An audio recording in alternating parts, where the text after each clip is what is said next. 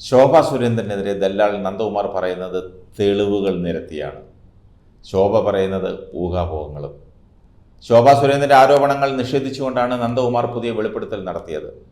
ശോഭാ സുരേന്ദ്രൻ ആരോപിച്ചതുപോലെ അങ്ങനെ ഒരു ഉന്നതനെ CPM-ൽ നിന്ന് BJP-യിൽ എത്തിക്കാൻ ശ്രമം നടത്തിയിട്ടില്ലെന്നും ആരോപണം അടിസ്ഥാനരഹിതമാണെന്നും ദല്ലാൾ നന്ദകുമാർ ആണയിട്ട് പറയുന്നു. ദല്ലാൾ നന്ദകുമാർ പറയണ്ട, അരിയാഹാരം കഴിക്കുന്നവരാരും വിശ്വസിക്കില്ല.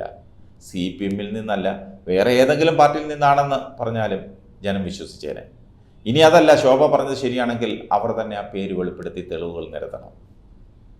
ചുമ്മാതെ ആരുടെയെങ്കിലും പേര് പറയാൻ പറ്റുമോ? ദല്ലാൾ പേര് പറഞ്ഞില്ലെങ്കിൽ 3 ദിവസം കഴിഞ്ഞ്, അതായത് വോട്ടെടുപ്പ് കഴിഞ്ഞ് പേര് പറയാമെന്നാണ് ശോഭയുടെ മുന്നറിയിപ്പ്. പിണറായി വിജയനോളം തലപ്പൊക്കമുള്ള മാർക്സിസ്റ്റ് പാർട്ടിയുടെ നേതാവിനെയാണ് BJP-യിൽ ചേർക്കാൻ കൊണ്ടുവരുന്നതെന്നാണ് ശോഭ സുരേന്ദ്രൻ പറയുന്നത്. പിണറായി വിജയൻ ഒഴിച്ച് ആരെ കിട്ടിയാലും ഭാരതീയ ജനതാ പാർട്ടിയിൽ നല്ലവനാണെങ്കിൽ സ്വീകരിക്കുമത്രേ. പക്ഷെ പിണറായി വിജയൻ മാത്രം വന്നാൽ എടുക്കില്ല. പിണറായി വിജയൻ എന്താ എടുക്കാച്ചിറക്കാണോ ശോഭാ സുരേന്ദ്ര? CPM ഉന്നത നേതാക്കളെ BJP-യിൽ എത്തിക്കാൻ ശോഭാ സുരേന്ദ്രൻ തൻ്റെ സഹായം തേടിയിട്ടുണ്ട്. PK കുഞ്ഞാലിക്കുട്ടി, രമേശ് ചെന്നിത്തല, K മുരളീധരൻ എന്നിവരെ BJP-യിൽ എത്തിക്കാൻ ശോഭയെ പ്രധാനമന്ത്രിയുടെ ഓഫീസ് നിയോഗിച്ചു എന്നാണ് മറ്റൊരു വെളിപ്പെടുത്തൽ. കുഞ്ഞാലിക്കുട്ടിയെ ശോഭ കണ്ടു. ഒരു വിശ്വസ്തൻ മുഖേന K മുരളീധരനെയും സമീപിച്ചിരുന്നു.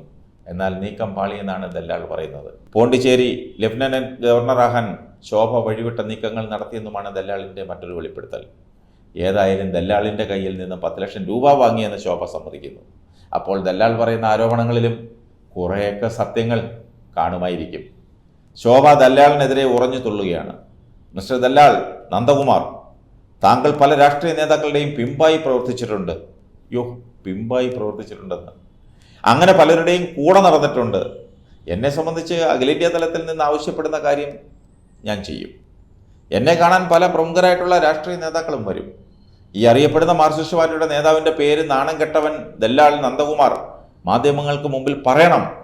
പറഞ്ഞാൽ ബാക്കി കാര്യങ്ങൾ മാധ്യമങ്ങളുടെ മുന്നിൽ വെക്കാൻ ഞാനും തയ്യാറാകും. ശോഭാ സുരേന്ദ്രൻ്റെ ഭീഷണിയാണ്.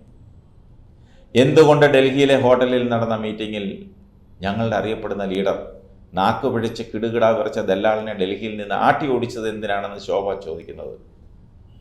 അതിന് ദല്ലാൾ മറുപടി പറയണം. ഏതായാലും വോട്ടിംഗ് കഴിയുമ്പോൾ ജനങ്ങൾക്ക് ചിരിക്കാം, പൊട്ടിച്ചിരിക്കാം. അതിനുള്ള വക ദല്ലാളും ശോഭയും തരും, ഉറപ്പാണ്. ചിലപ്പോൾ അനിൽ ആൻ്റണിയിൽ നിന്നും പ്രതീക്ഷിക്കാം.